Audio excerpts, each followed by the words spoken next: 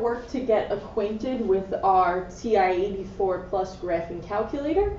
So some important features we want to know is, well, first of all, where's the negative button? So if I want to do -3 plus 47, I'm not going to use the minus key. I'm going to use the negative button, which is here to the left of enter, and push -3 plus 47. If I wanted to do something like -3 minus 47, I would use the negative button for the 3. Now I'm doing subtraction. Here I would do the minus 47.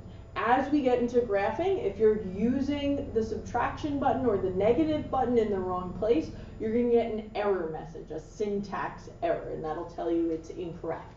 If we need to do an exponent, there's a few ways we can do it. If I needed to know what 97 squared was, I would push 97, and then I can push this x squared button, which you see highlighted in red above the log button, and push enter. I could also do 97 and then push what I call the caret button, which is that arrow up. It puts me into an exponent, and I could square. I would use the caret button if I were doing any other exponent as well. So if I wanted to do 5 to the 7th, there's no to the 7th button. So I'm just going to use the caret button, push to the 7th, and go from there. Okay? If my screen gets really crowded and I want to clear it out, I can push the clear button, and it's going to clear that out for me. If I am typing in an expression, and oops, I didn't want to, let's say, oh, I didn't mean to put a 7 there, it's really -2. I can go over to a number, highlight it, and then rather than pressing clear and starting all over again, I can push delete and then enter. I could also type in an expression and say, oh, I didn't mean to have 55,489. I meant to have 56,489. And I can go over there and I can substitute in the number I wanted and push enter. I also have the ability, if I am putting in a problem or an expression, I could say, oh, I really wanted to do 5 times 8 plus 7 minus 9. I missed the minus sign. I can go back there and I can do an insert. So rather than pushing delete or substituting in the minus, I can actually push second and then delete button insert. And now it's giving me a space. I can put in the minus sign, and then I just need to arrow out. So those are all some fun features we have there. If I'm working with fractions, I'm doing an operation like 78 divided by 30, let's say 32, right? I get the decimal, but I actually wanted the fraction reduced to lowest terms. I can take this decimal and go to math, and then push 1 for the fraction and push enter, and it will give me a fraction in lowest terms. Okay? I could also get fractions and do operations with fractions by, I'll show that to you again. I'm going to quit out of there. If you get in something and you want to get out of there, you push second mode to quit out. So what I did there to get fraction options was I pushed alpha, which is the green button, and then Y, and it gives me an option of fraction structures. So number 1 is showing us numerator over denominator. The second is showing us mixed numbers. The third option is going from improper to mixed numbers, and the fourth is going from fraction to decimal. I'm going to use option 1. Rather than having to go all the way up, I can just push option 1. And if I want to do a fraction operation, like let's say 2/3 plus 7/8, I can just put in another fraction of 7/8, and it'll give me my answer in fraction form. If I want to switch that to decimals, I can do that alpha Y again. Go to number 4, which is fraction decimal. If you notice, it says ANS, meaning that it's taking my last answer, 37/24, and it's going to take it from a fraction to a decimal. In addition, it'll be helpful to know where our square root function is. So square root function is in blue above x squared. To get that, we'll push second x squared, and then I'm inside the square root function, and I can type in whatever I like, push enter, and there we are. We can also get cube roots by going to math and going to number 4. That would find us the cube root of a number. Okay. From here, I think it's a good place to kind of just talk about, well, what if we wind up in a place I don't really know where we are? I don't really know where we are. To get out of that, I'm going to push second and then the mode button to quit. We're going to clear our window. And let's start talking about graphing. So to graph, we're going to go to our y equals. One of the first things we want to check is that our y equals are all clear. We're graphing for the first time, we don't want anything in there. If there's just one thing there, like you've got an 8 there, you can just go over there and just clear that out. That's no problem. If you've got a bunch of stuff, we would want to reset the calculator. I'll show you how to do that at the end of the video. We also want to look to see, are any of our plots on? You know the plot's on because then it's bolded there.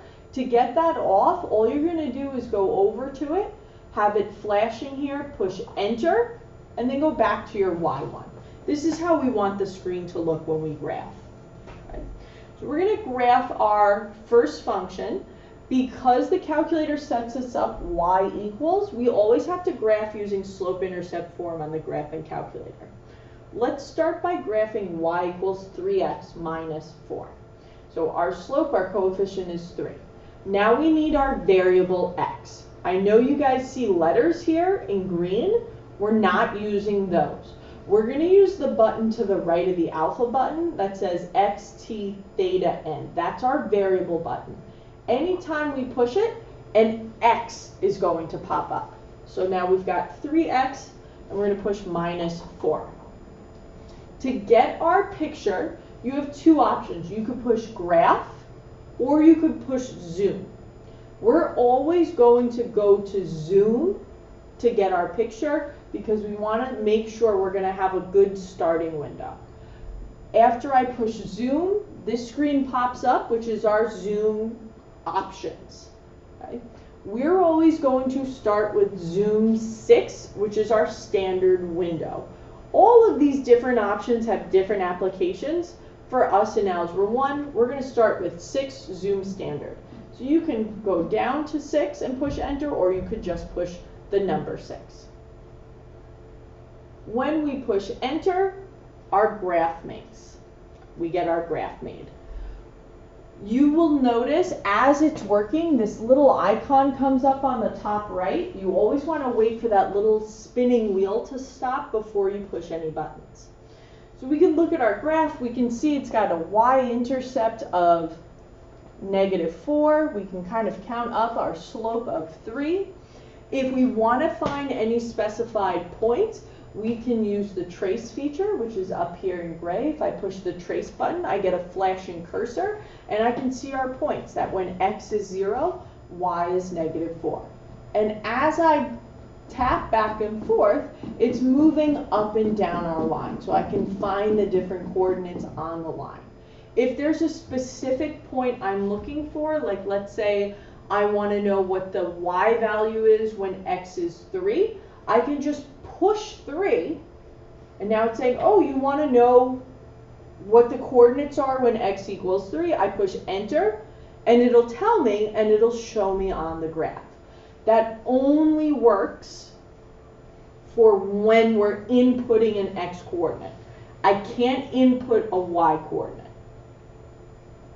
To input a y coordinate, we would use a table feature. If I wanted to, let's say, know what is the x value when y is 7.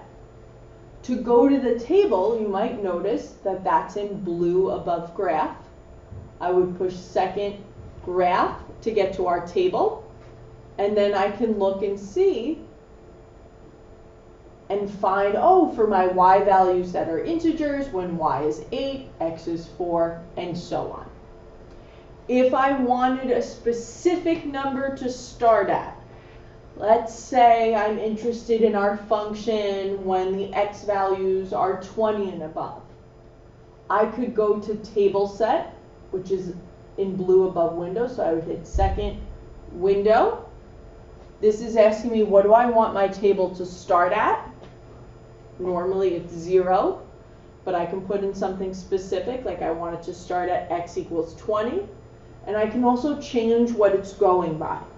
I can change it to go by halves or 5s or 10s or whatever I want. Now I need to go back to my table. I would push second table. Okay? And I've changed the x. Now it's going by halves and it's starting at 20. And then I can scroll through wherever I want to the table. I could also type in what I want. Oh, I guess I can't type in what I want x to be. But I could go back to table set and reset, go back to 0, and change it to go back to 1s. Okay? If I want to go back to my graph, all I need to do is push graph in gray. Okay? Let's try another function and learn some more features. So let's go back to our y equals. I'm going to clear out that equation. Okay, in my y1, and let's put in a new equation. Let's put in the equation y equals 1/2 x plus 3. So 1/2 x, we need a fractional coefficient, so I'm going to push alpha y equals. We're going to go in that improper form, put in the 1, put in the 2. Now I've got to arrow over, so now I'm in line with the fraction bar, put my variable button, plus 3. So here I'm going to do my zoom 6, and I can see our graph. Notice in our graph, in our standard window, we can see our y-intercept. We can also see an x-intercept where the line is crossing the x-axis. That tends to be features we like to see in our graph and kind of tells us, is it a good window? All right, let's try another function. Let's go back to our y equals. I'm going to clear out this function, and let's do the function negative 3/4 x plus 12. So fractional coefficient, I'm going to push alpha y, negative 3/4. I'm going to put the negative in the numerator. Notice I use the negative. 3/4, arrow over, x plus 12. Okay. We're going to go to our zoom 6. Ooh, that's not a good picture, right? We really can't see the function. We can't see the y-intercept. We can't see the x-intercept. So here's where we're going to make an adjustment. We have a few options. We could use our zoom out, number 3. And this flasher here is telling us where do we want the center of our picture. So we could leave it the origin. But I don't really love that, right? We can't tell too much what's going on. So I might instead, from our original picture, think about adjusting the window. What parts of the graph do I want to see? I want to see the y-intercept, which is going to be somewhere up top because we know it's positive 12. And the x-intercept, that looks like it's somewhere further in the positive x's. To adjust the window, we're going to push the window button. And we're going to change our scale of our picture. So our x-min right now in the standard window is negative 10. Okay? So I'm going to say let's do a negative 2. Now some of you might be noticing, oh, Ms. Dasso, you didn't use the negative button, you used the subtraction button. I want to show you what happens. Let's make our, oops, error quit or error go to. If I click go to, it'll show me where my error is, like we just said. Oops, I used the subtraction instead of the negative. So I'm going to put in my negative there. Oops. Or push negative. 2. Our X max, let's change to 20 to move it out a little more. Notice I typed the 2 and it got rid of the 0, so I had to type that in there. Our Y min, we don't need to see much below the y-axis, so let's make this a -2. And our Y max, we know the y-intercept is 12. Let's make it nice and even, a 20.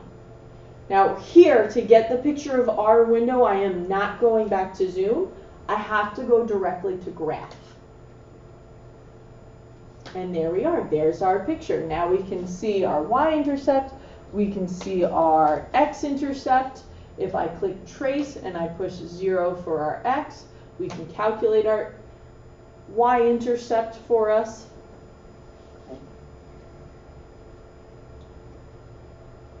All right. So to get out of here, out of our window, we're just going to push second mode to quit. And the last thing I wanted to show you is how to reset your calculator. So if you get something super crazy and it gets stuck, or you have all crazy stuff in your y equals, we're going to reset the calculator. So we're going to do that by using the memory feature, which is in blue above the plus sign. So you're going to push second plus to access the memory features. And we're going to go to 7 reset. So we're going to push 7. Now it's asking us, do we want to reset? We're going to say yes to reset all the RAM. And then we're going to click 2.